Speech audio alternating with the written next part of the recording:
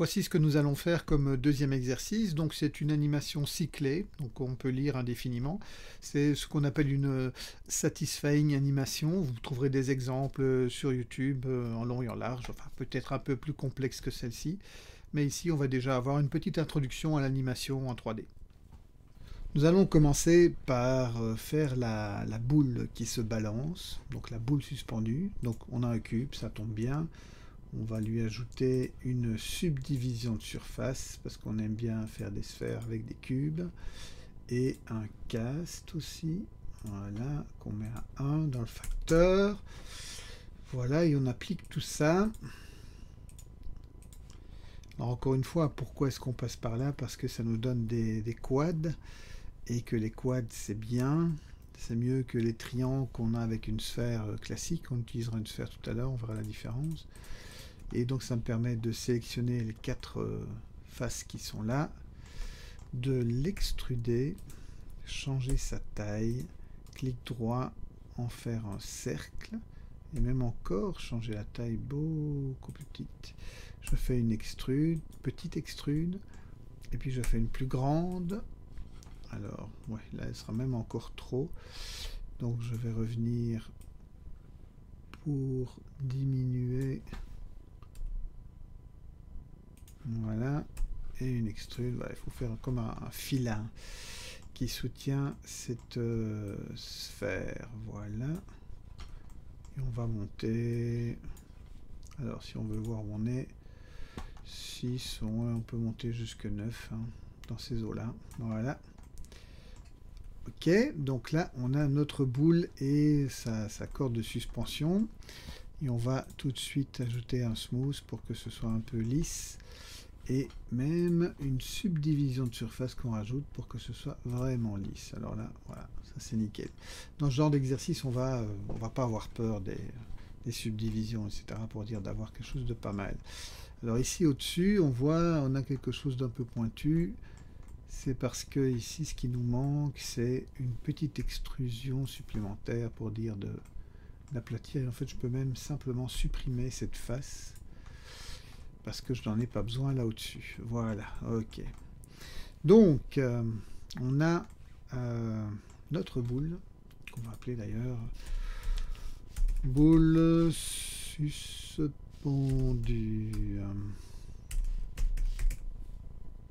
Toujours bien de renommer les choses au fur et à mesure. Alors, on va la mettre un peu plus haut.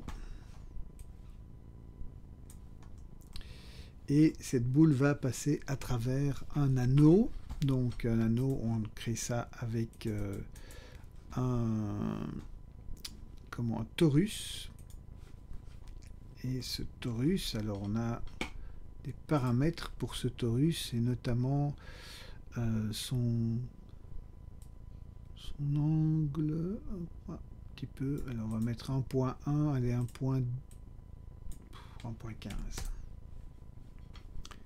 Ça devrait faire l'affaire. On va aller à 1.2, comme ça on est sûr que ce soit suffisamment grand. Voilà, je vais lui donner une rotation en X de 90. Évidemment, à partir de ce moment-là, je n'ai plus accès aux paramètres de création, mais ce n'est pas grave. Et je vais le placer là au-dessus. Donc ma boule est à... on va mettre à 2.5 pour mettre...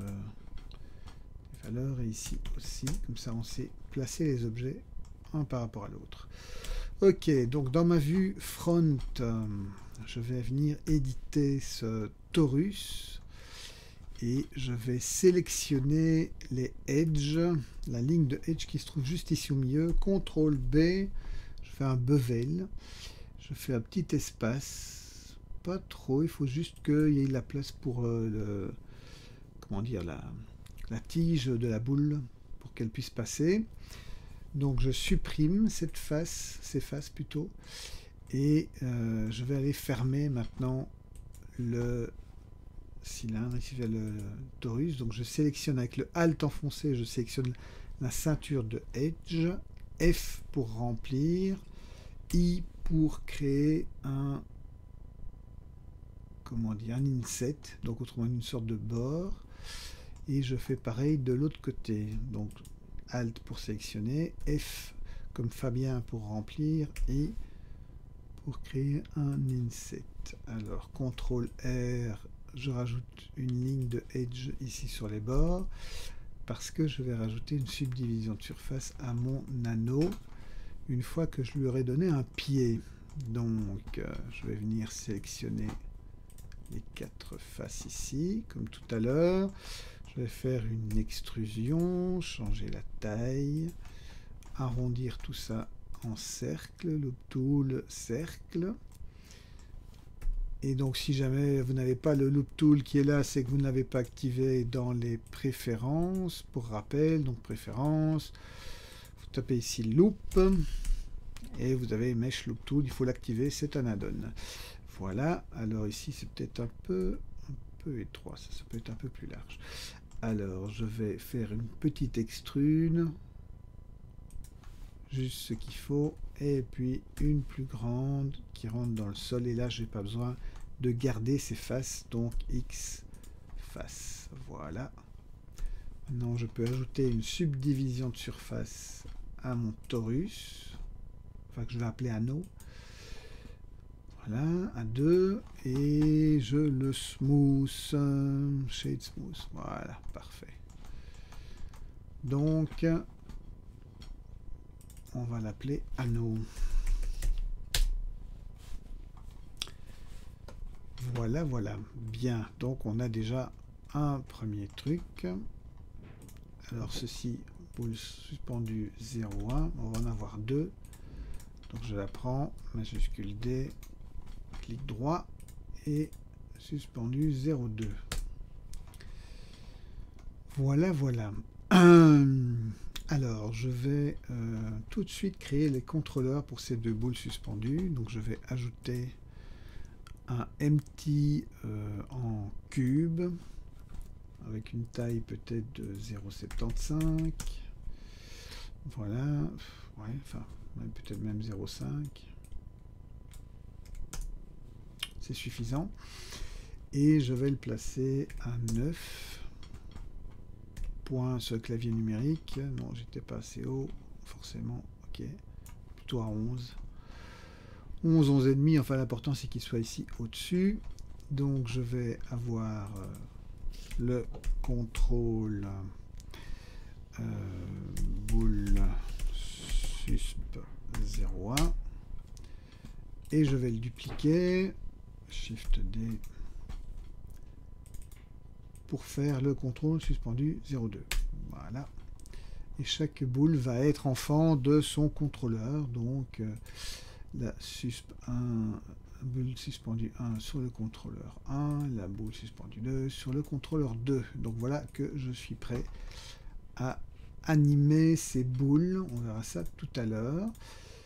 Donc, et j'ai aussi l'anneau. En même temps, je vais prendre ma caméra et la light. Je vais peut-être la déliter. J'en ai pas vraiment besoin maintenant. La caméra, je vais la mettre dans sa propre collection. Nouvelle collection.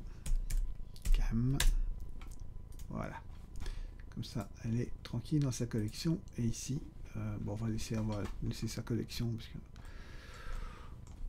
je ne sais pas trop bien comment appeler ce genre de choses. Donc, mon anneau qui est là va pivoter. Donc, il va aussi avoir un contrôleur. Donc, je vais ajouter un empty en sphère, par exemple. Aussi, peut-être 0,5. Voilà. Et je vais l'appeler contrôle anneau.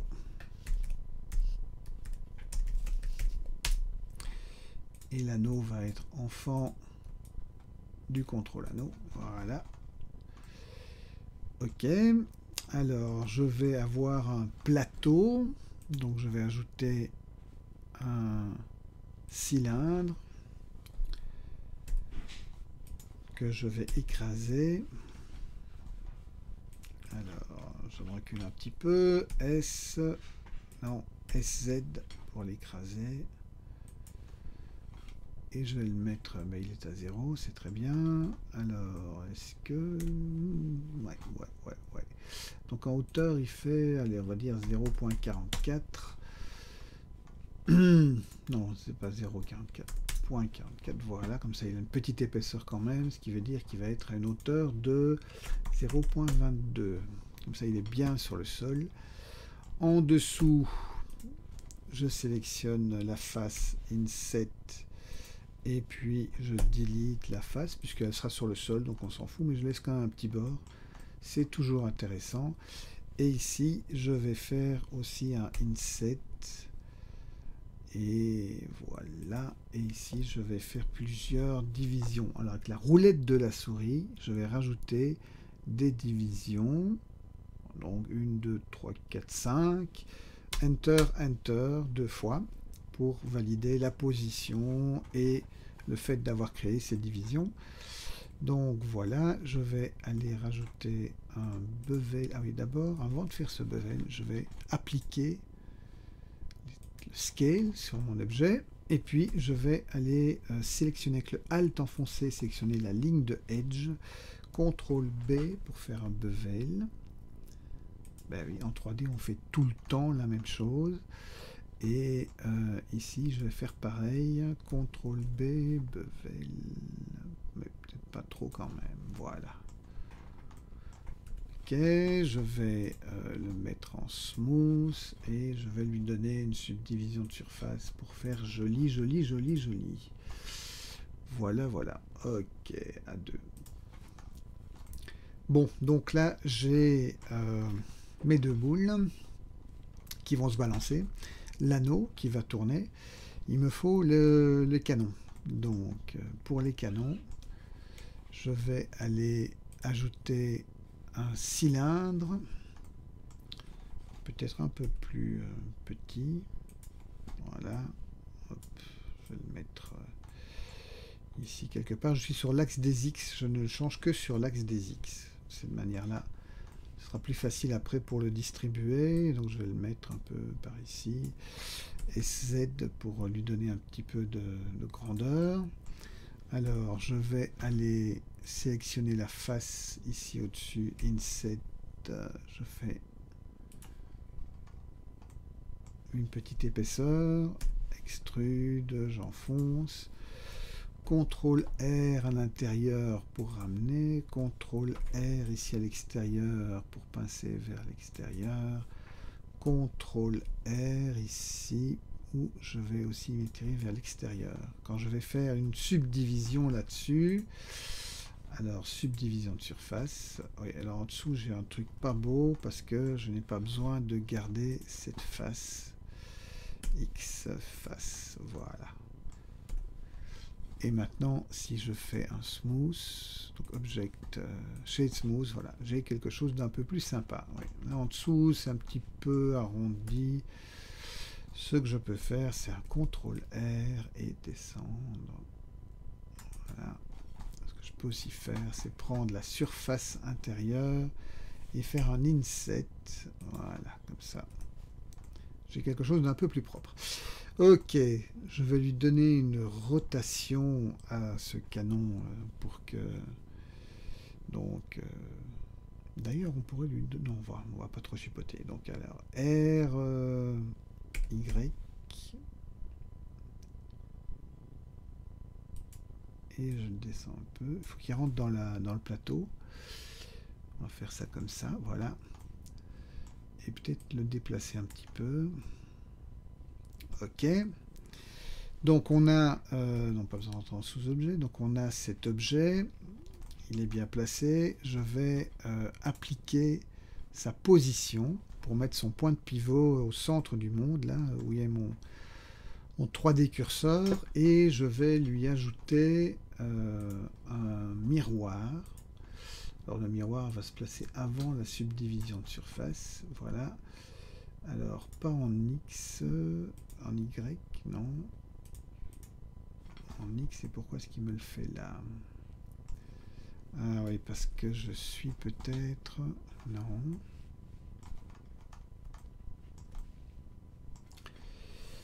Alors, je vais appliquer toutes les transformations, comme ça on sera tranquille. Donc, je viens Apply All Transform et j'enlève ce miroir et je remets un miroir que je remets au-dessus.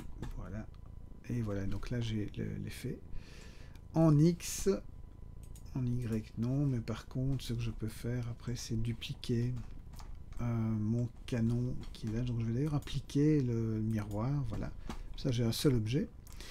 Mais avant de dupliquer, ouais non, je peux dupliquer.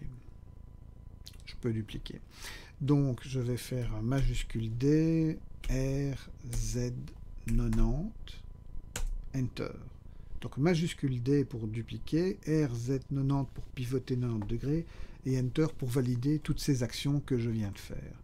Et donc comme ça j'ai mes canons récepteurs. Voilà. Et on va pouvoir jouer avec ça. Donc on a maintenant à peu près tous les éléments dont on a besoin, à part le décor, ça on verra après. Il va falloir commencer à réfléchir à l'animation et à voir comment on va animer tout ça. Mais avant ça, je vais encore faire le lien entre le canon et la plateforme. Donc je vais sélectionner tous mes canons là. Je vais faire CTRL-J pour faire un seul objet. Je vais appeler ça canon. Voilà, même avec un S. Et je vais prendre mon plateau, et à ce plateau je vais ajouter une opération booléenne que je vais aussi mettre avant la subdivision de surface. Et l'opération en question va aller s'effectuer avec les comment dire, les objets ici. En fait, l'opération booléenne, c'est quelque chose qui permet de découper un objet avec un autre objet. C'est un petit peu comme on a dans Illustrator, pour ceux qui connaissent, je ne sais plus comment on appelle cette fonction-là, qui permet d'avoir une forme qui découpe une autre forme, mais c'est exactement la même chose. Ok, donc je vais aller chercher mon objet canon, et on voit qu'il a découpé, pas super impeccablement, mais ce n'est pas grave. Je vais appliquer cette découpe. Alors, je vais cacher mes canons. Donc, on voit qu'il y a des trous. Alors, l'important, c'est pas tellement les trous, c'est surtout le bord des trous qui va m'intéresser. Et je vais récupérer ces bords. Donc, je vais prendre ici un edge, enfin, une ligne de edge. Je vais la séparer. Je fais P, sélection. En fait, elle est dupliquée. Et donc, si je prends maintenant cet objet, voilà, il est dupliqué. Et si je viens appliquer sa subdivision, parce qu'en fait, c'est subdivisé, cette courbe, enfin, c'est pas encore une courbe, ce n'est qu'une ligne de edge pour le moment, que je vais transformer après en courbe. Mais je vais d'abord appliquer sa subdivision de surface pour qu'elle ait ce côté un peu arrondi. Et je vais après aller dans Objet, Convertir en courbe. Donc maintenant, c'est devenu une courbe, on voit l'objet courbe. Et au niveau des points, ouais, j'en ai peut-être beaucoup. J'aurais peut-être pas dû forcément appliquer la subdivision de surface. Enfin bon, on va supprimer quelques points. Donc celui-là, je vais le garder, mais ces deux-là, même celui-là et celui-là, on s'en débarrasse.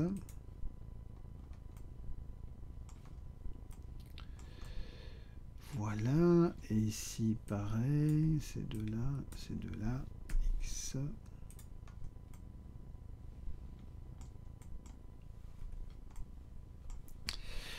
Ok, donc j'ai mes vertices, et alors ici l'idée c'est d'arrondir un petit peu les choses. Donc ce qu'on va faire en fait c'est transformer, maintenant que c'est une courbe, on peut lui donner un peu de géométrie.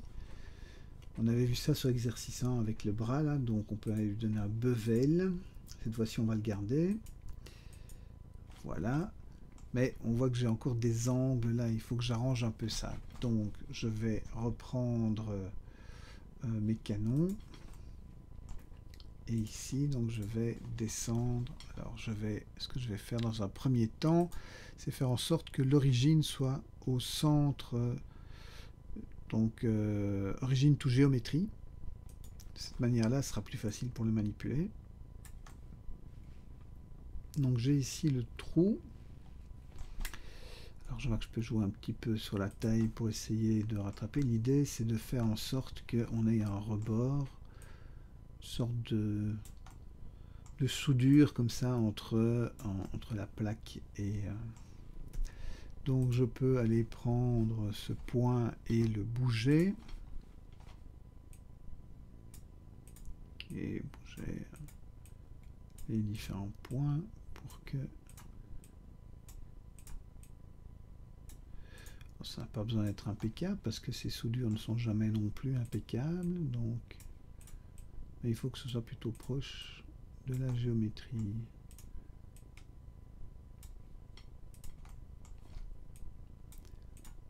L'idée, on va essayer de rester sur le même plan.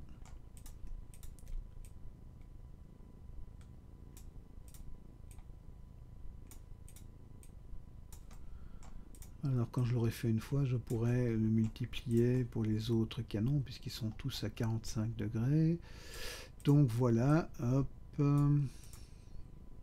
Alors quand je clique sur le carré bleu ici, je peux bouger sur l'axe rouge et vert. Donc le carré, c'est toujours pour bouger sur les deux autres axes. Donc assez pratique. Quand je vais rester sur un plan, comme c'est le cas ici, voilà. Ok. Bien, donc maintenant que j'ai ça, mais bon, j'ai pas besoin de ce qui va être là en dessous, j'ai besoin uniquement ce qui est au-dessus. Donc ce que je vais faire, je vais le remonter un petit coup et je vais le retransformer en mèche, de manière à pouvoir aller supprimer les faces que je ne veux pas, dont je n'ai pas besoin. Donc, je vais passer en mode X-Ray, en sous-objet, en face. Je vais me mettre dans une vue orthographique, genre de face, et je vais sélectionner toutes les faces qui ne m'intéressent pas. Alors, oui, celle-là aussi. Donc, majuscule, Alt enfoncé, et je clique ici. Surtout à l'extérieur, à l'intérieur, c'est moins important. Enfin bon, soyons précis. Et j'enlève ces faces. X face. Voilà. Alors un petit SZ pour un peu les tirer vers le haut. Et puis je le repositionne. Alors je vais enlever le X-ray. Je le repositionne. Voilà. Ok, maintenant que j'ai fait ça, on va lui donner une petite subdivision de surface. Voilà. Ce sera suffisant. Et je vais appliquer sa position. Donc, appliquer location. Comme ça, sa position, enfin son point de pivot va revenir à 0, 0, 0, centre de ma scène. Et là, il me suffit simplement de le dupliquer. Majuscule D, rotation Z de 90 degrés. Ouais, c'était 90 degrés, pas 45 comme je disais tout à l'heure.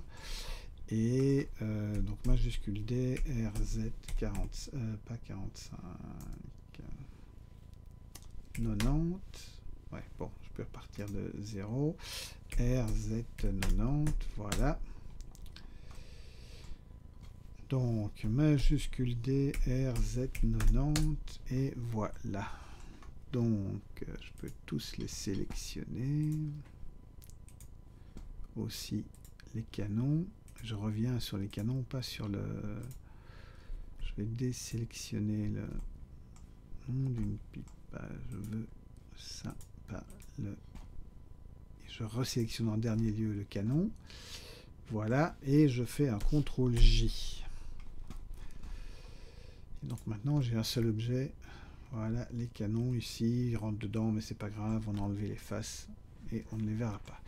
Ok, donc me reste encore à préparer l'animation de la bouboule, celle qui passe ici, qui va aussi être passée dans l'anneau. Donc pour ça, je vais me mettre dans une vue, mettons de face, et aller ajouter une curve Bézier. Oui, mais ça, on le fera au prochain épisode.